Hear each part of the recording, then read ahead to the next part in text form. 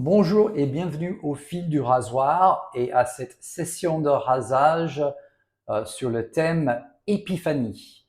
Voilà, aujourd'hui en fait, c'est officiellement et traditionnellement le dernier jour des temps de Noël, ou du temps de Noël, qui va du 25 décembre jusqu'au 5 janvier. Et demain, c'est l'Épiphanie qui marque la fin de Noël et aussi dans la tradition chrétienne, l'arrivée des mages à Bethléem.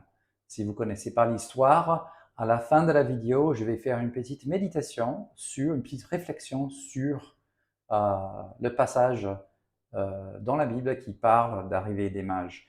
Et donc, pour ce thème, justement, j'ai trouvé un savon qui contient de la myrrhe.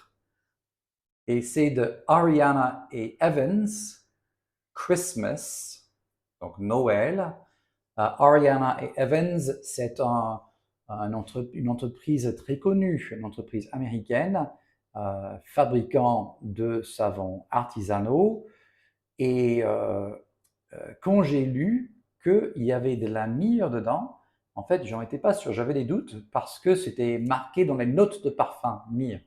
Mais il y a des notes de parfum, mais est-ce qu'il y avait vraiment de la myrrhe comme ingrédient? Donc j'ai contacté par mail l'entreprise et le fondateur, il s'appelle Peter comme moi, il m'a répondu tout de suite par mail avec une photo avec l'ingrédient, avec de la myrrhe dans sa main et pour montrer, oui, c'est vraiment de la myrrhe de Somalie. Voilà, c'était confirmé et je l'ai pris chez l'Art du Barbier. L'Art du Barbier, ils sont à Saumur, je crois. Voilà, je mettrai les liens dans la description. Et j'en profite parce que j'oublie toujours pour vous demander si cette vidéo vous plaît et ces vidéos, mes vidéos sur le rasage traditionnel vous plaisent, n'hésitez pas, s'il vous plaît, à vous abonner et à mettre un like. Et revenons sur le savon. Donc, Ariana et Evans, c'est américain et il y a vraiment de la myrrhe dedans. Et là, en fait, ce savon fait partie d'une sous-catégorie, une sous-marque de Ariana et Evans qui s'appelle Barbiere di Famiglia. Barbiere di Famiglia, inspiré après un voyage en Italie. Les savons de cette sous-marque ou de cette sous-catégorie chez Ariana et Evans sont tous à la base de graisse végétale. Donc, dans Christmas, Noël, il y a des notes de mandarine. Il est censé y avoir des notes de mandarine, du feu de bois, du pain, de la myrrhe et d'autres que j'oublie malheureusement. Ce que moi, comment moi je trouve le parfum, pour moi, ça n'évoque pas forcément Noël, mais c'est très agréable. Ça fait dessert. Je sens gâteau aux amandes, un peu comme la frangipane, ou comme la frangipane, comme la galette des rois, donc c'est très approprié. Et je sens aussi la clémentine ou la mandarine, mais je sens pas, au moins, avant de l'avoir moussé, je ne sens ni le bois, ni tu vois, la bois fumé, le feu de bois, ni le pain qui est censé être dedans aussi. Mais agréable. Mais il n'évoque pas autant, au moins sans l'avoir moussé, il n'évoque personnellement pour moi pas autant Noël que le Scott's Pine Sheep que j'ai testé il n'y a pas très longtemps, qui sent fort le sapin. Ça domine et c'est un senteur fort. Aussi, voilà, le bocal, le pot est en verre, ce que je trouve très sympathique, et le couvercle est en métal. Donc je trouve ça très sympa. Et aussi, comme vous voyez, c'est mou, voilà la couleur. C'est mou, c'est comme beaucoup de savons artisanaux. Pas une crème, mais pas très dur comme les savons DR Harris par exemple. Ok, donc pour continuer dans le thème, je n'ai pas de rasoir doré. Ceci dit, c'est sur ma liste, j'aimerais bien avoir un jour un Merkur 34G, c'est un 34C plaqué or. Et je sais qu'un ami de la chaîne en a reçu pour Noël. Super. Mais voilà, je vais faire en chrome. Zamac recouvert de chrome. Voilà mon mule R89 grande. Un super rasoir. J'ai déjà fait un test et un avis dessus. Aussi un cadeau de Noël pour moi de la part d'un ami de la chaîne.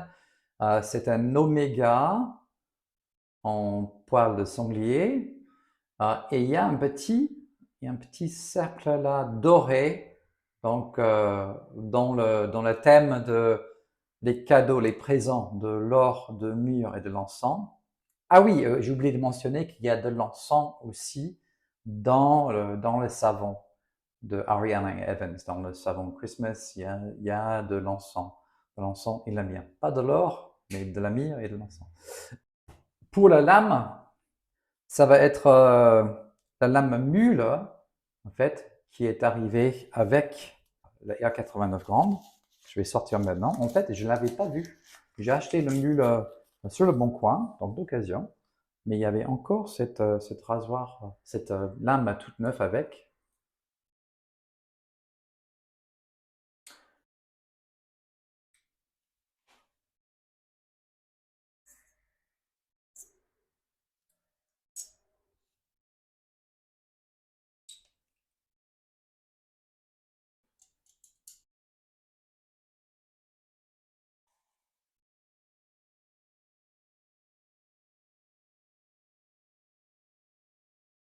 Voilà. Ok, et maintenant, comme parfois, en montant la mousse, maintenant elle est montée, je commence à sentir le feu du bois, le feu de bois. Hmm.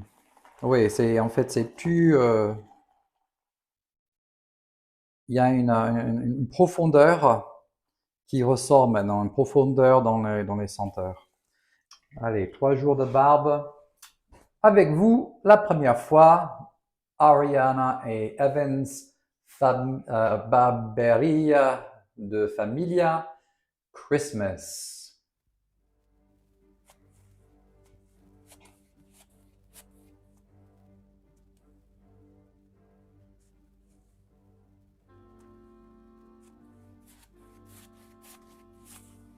Non, il va falloir rajouter du savon.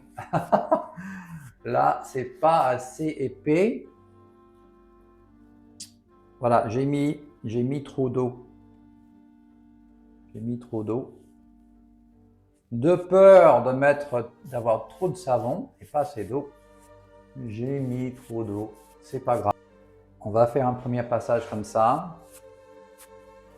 Et puis je rajouterai. Ouais, c'est trop. Vous voyez, c'est pas assez épais.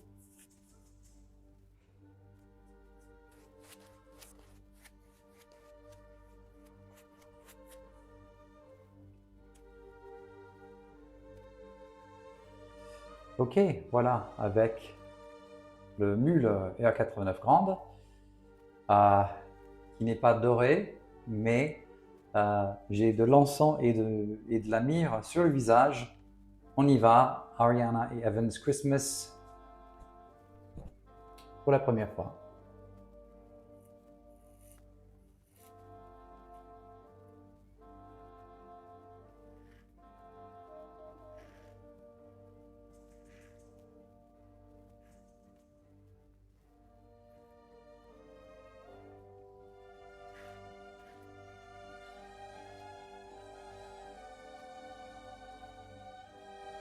Pour moi, un rasoir doux comme ça, ER89, même avec 3 bonnes jours de barbe,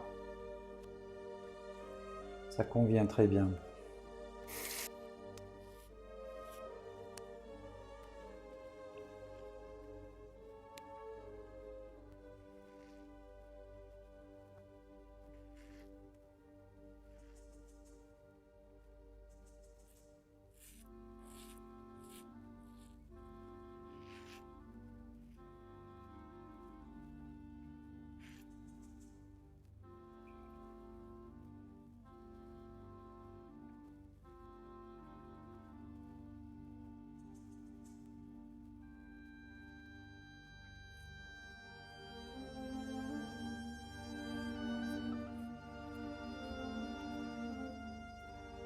Rien à dire, il y a une bonne glisse.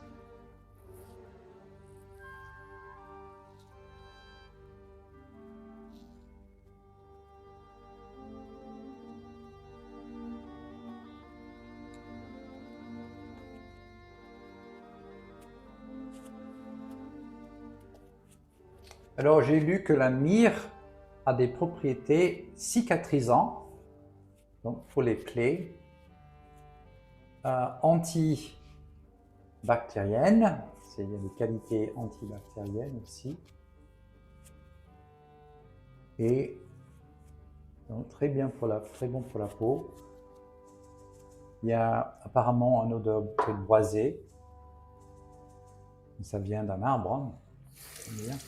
Et c'était utilisé, on s'est mentionné dans la Bible, les rois mages ont amené de l'or de l'encens et de la myrrhe, et c'est aussi mentionné dans la Bible, après la crucifixion, Nicodème a amené de la myrrhe pour embaumer le corps de Jésus, donc c'était utilisé pour embaumer aussi.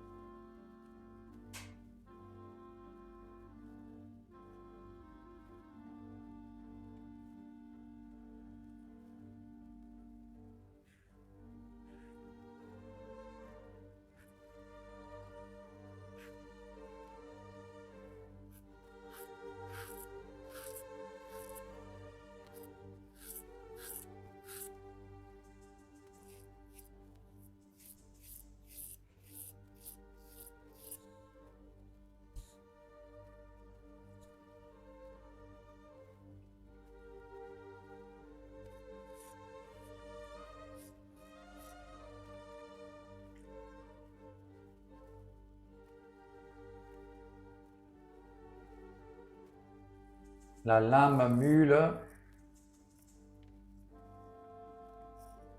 fait très bien son travail aussi.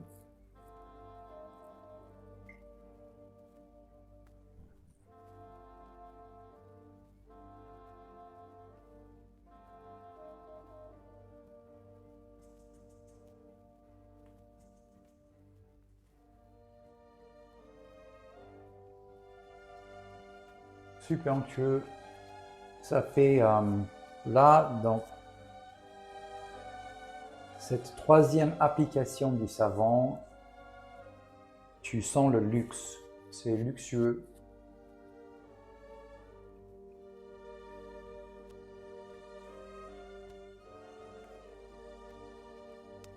Et je vois par la lumière du jour que ça brille. Ça brille sur mon visage, qui est un indice du niveau de glisse. Ok. Et oui, là, l'odeur, je sens...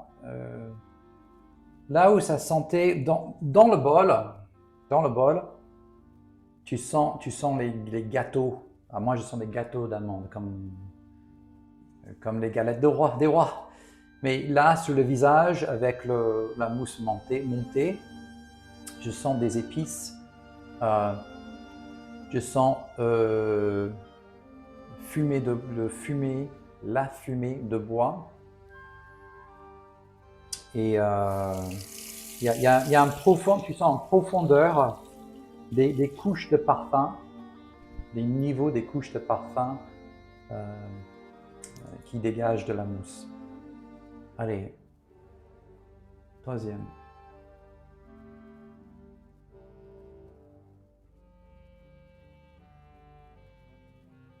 Et si jamais vous hésitez à prendre un air 89, n'hésitez pas, c'est un super rasoir.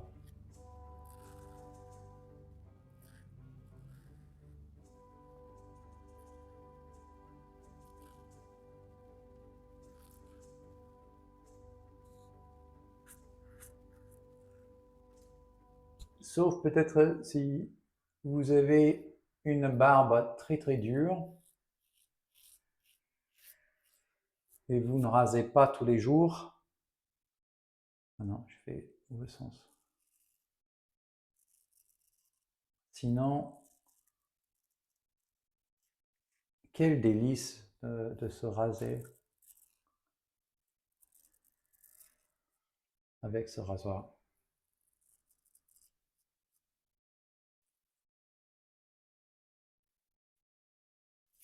Voilà, je sens la fumée de bois qui est très chaleureux. Voilà, c'est un savon chaleureux. C'est un savon chaleureux.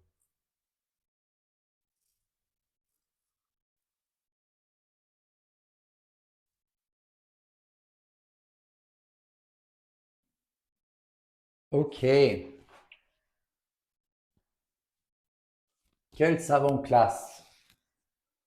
J'aurais bien aimé faire une quatrième paste retouche. Mais en fait, j'ai pas le temps. J'ai pas le temps. Il faut que je retourne au boulot.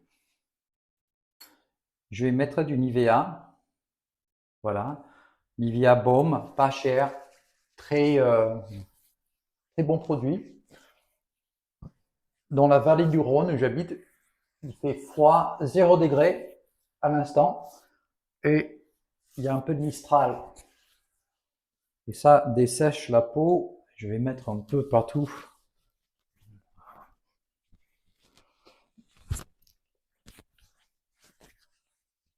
Voilà. Ah, que ça fait du bien de se raser. Le Ariana and Evans, je peux le recommander sans problème. Je mettrai le lien à l'Art du Barbier. Je pense que c'est ça, l'Art du Barbier, où je l'ai eu. C'est un savon très classe, très fin, très agréable sur le visage. Il faut juste savoir, il faut bien charger le blaireau. Je n'ai pas fait au départ, mais je me suis rattrapé à la fin. Voilà, une très bonne glisse.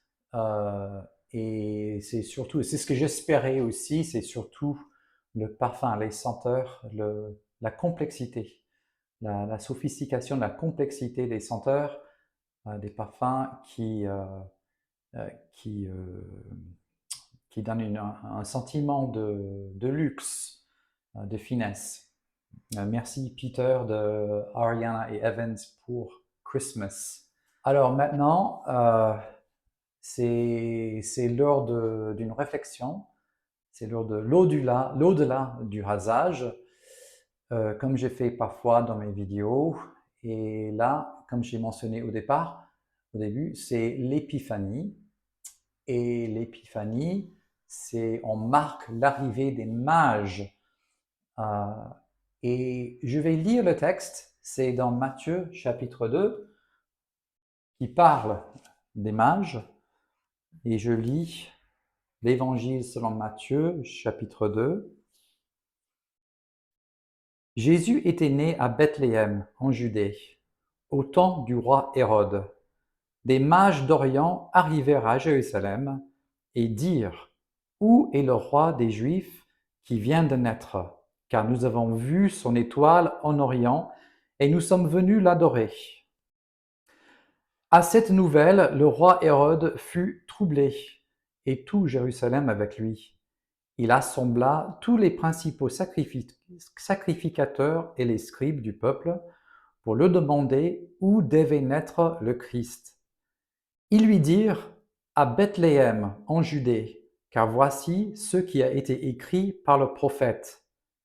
Et toi, Bethléem, terre de Juda, tu n'es certes pas la moindre parmi les principales villes de Juda, car de toi sortira un prince qui fera paître Israël, mon peuple.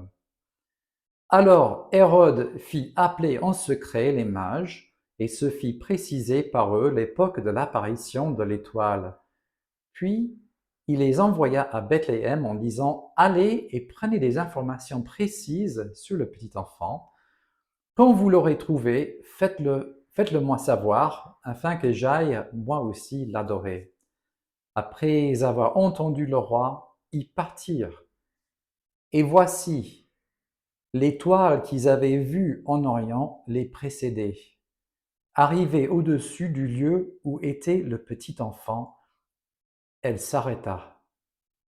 À la vue de l'étoile, ils éprouvèrent une très grande joie.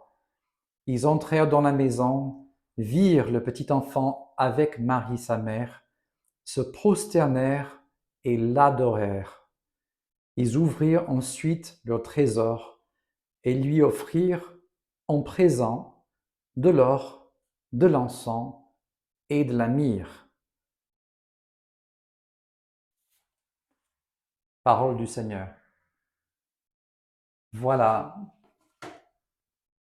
c'est un des passages bibliques qui m'intrigue le plus et qui me fait chaud au cœur. Et cette année, c'était l'occasion de réfléchir un peu plus pourquoi.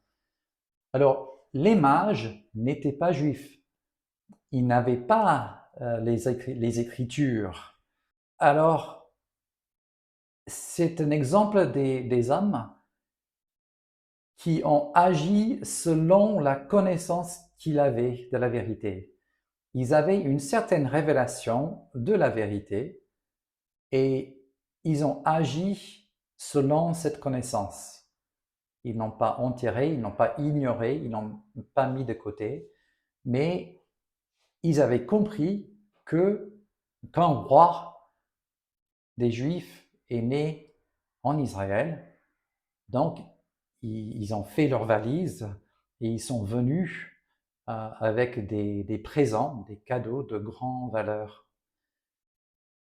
Et une fois arrivés à Jérusalem, c'est par les Écritures, c'est par la Bible qu'ils comprennent que le Sauveur devait être né à Bethléem. Et donc maintenant, ils ont cette connaissance et ils font confiance. Et Dieu lui-même honore leur, comment dire, leur action selon la révélation qu'ils avaient, selon le part de révélation qu'ils avaient. Et voilà, l'étoile les précède et ils sont pleins de joie. Et ils arrivent, l'étoile les guide jusqu'à la maison où il y avait Jésus et Marie. Alors, pour dire encore que Dieu a honoré le fait qu'ils ont agi selon le part de révélation qu'ils avaient.